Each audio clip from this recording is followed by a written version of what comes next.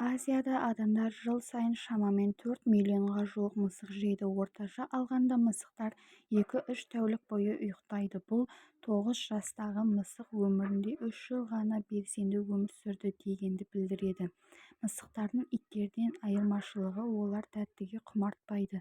Ғалымдардың пікірінше, бұл негізгі дәмдірек рептилиялардың біріндегі мутацияға байланысты. Ұрғашы мысықтар әдетте жерді оң табанымен қазса, ал еркек мысықтар сол табанымен қазады. Мысықтар тырнағының жоқтығына байланысты ағаштан түсе алмайды. Ағаштан түсу үшін ол артқа шегініп, артымен сүйенеді.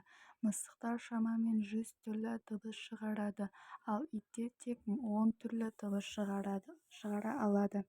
Мысықтардың миы иттің миына қарағанда адамдарға биологиялық жағынан жақынырақ.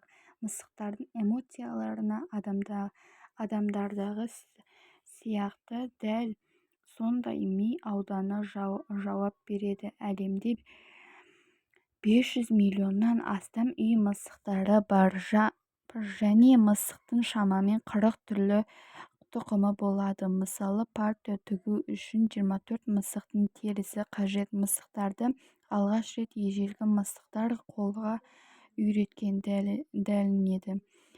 Бірақ жақында жерорта теңізі жағалауындағы Кейіпкер аралында 9500 жылдық қабірден ең ежелгі үй мысығының сүйегі табылды.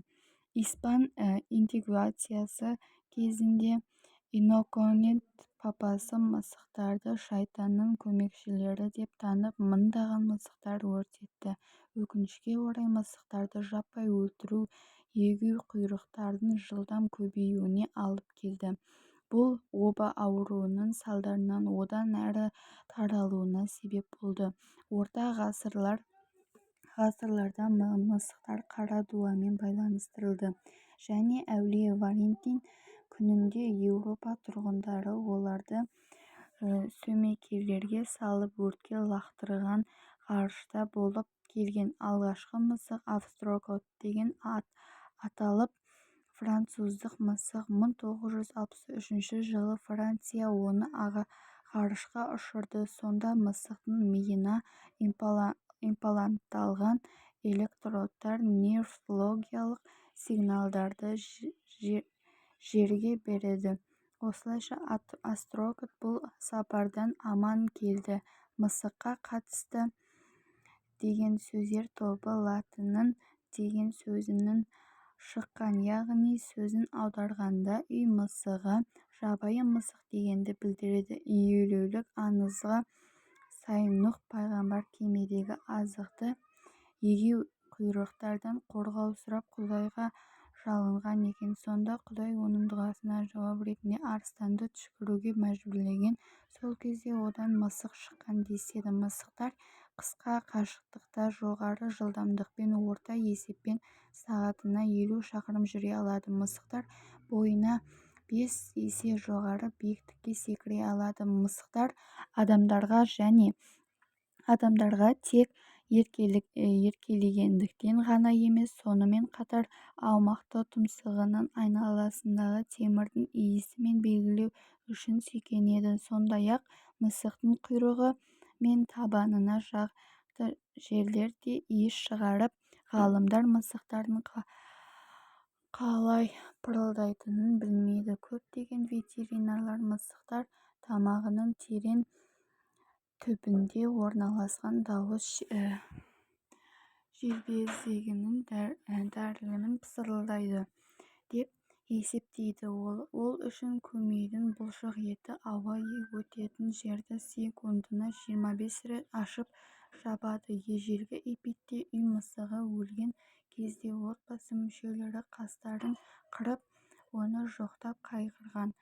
Олар сондай-ақ мысық өлген кезде шаршап, ішіп, кеуделерін ұрсып, жерлеу рәсімін өткізген. Мысықтың мәйітін бальзамдап, және оны отбасылық мазарға немесе тышқанның кішкентай мумияларымен бірге үй жануарларының қабіріне жерлеген.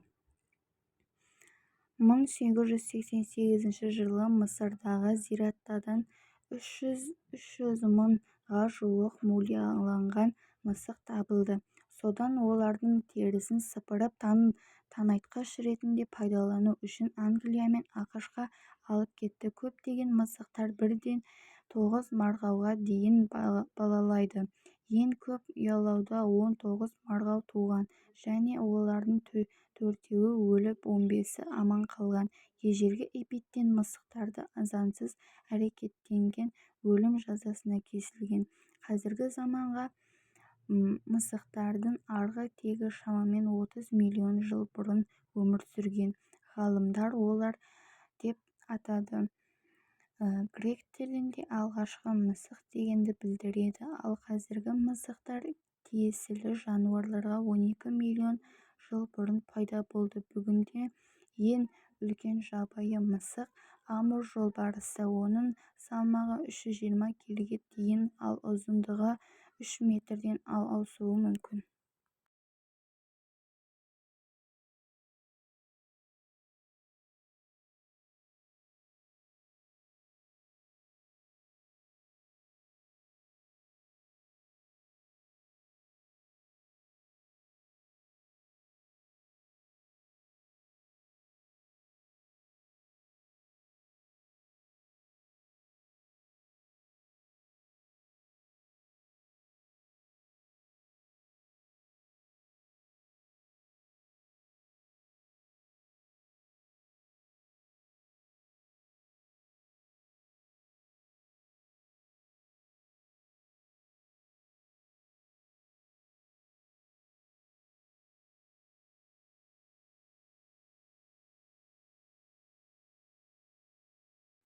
Жабайы мысық чернигорд қара аяқты мысық ұрғашыларының ұзындығы 50 см-ден де кем және салмағы 1-2 келіге дейін тартады. еуропаның және солтүстік американың көптеген бөліктерінде қара мысық жамандықтың белгісі деп есептелінсе, ұлыбритания мен австралияда қара мысықтарды кездестіру сәттілік әкеледі. әлемдегі ең танымал мысықтың тұқымы бұл парсы мысығы, содан кейін мейін-күн тұқымды жанат мысық және сиам мысығы. кейбір сиам мысықтары көз жүйкесінің ерекше құрылымына байланысты көзін қисып қарайды.